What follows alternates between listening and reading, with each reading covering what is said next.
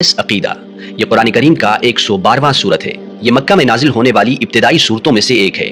یہ صرف 4 آیات پر مشتمل ہے، لیکن رسول اللہ صلی اللہ علیہ وآلہ وسلم کے مطابق یہ قرآن کے 1/3 کے برابر ہے، جو اللہ کے ناموں اور صفات کے بارے میں بات کرتی ہے۔ قرآن کا ایک اور حصہ اسلام کے قوانین اور احکامات کے بارے میں ہے، اور آخری حصہ اللہ کی جانب سے وعدہ کردہ جزا و سزا کے بارے میں ہے۔ جب یہ سورت نازل ہوئی، اس وقت مکہ کی ثقافت میں شرک شامل تھا اور بہت سے لوگ بتوں کی پوجا کرتے تھے۔ مکہ کے باہر عیسائیت بڑھ رہی تھی اور بہت سے عیسائی تثلیث اور حضرت عیسیٰ علیہ السلام کو اللہ کا بیٹا مانتے تھے۔ جب رسول اللہ صلی اللہ علیہ وآلہ وسلم نے لوگوں کو اسلام کی دعوت دی اور بتایا کہ صرف ایک اللہ ہے اور اس کی عبادت کرنی ہے، لوگوں نے اللہ کے بارے میں سوالات کیے، جیسے کہ وہ کون ہے اور اس کا نسب کیا ہے، ان کے دیگر بتوں کی طرح کیا وہ بھی لکڑی اور پتھر سے بنا ہوا ہے۔ یہ سورت ان سوالات کا براہ راست جواب دینے کے لیے نازل ہوئی۔ قل هو اللہ احد، اے نبی کہہ دیجئے وہ اللہ ہے، ایک اور یکتا ہے۔ اللہ کا نام سبسکرائب کریں تاکہ مزید ویڈیوز اور مواد تک رسائی حاصل ہو سکے۔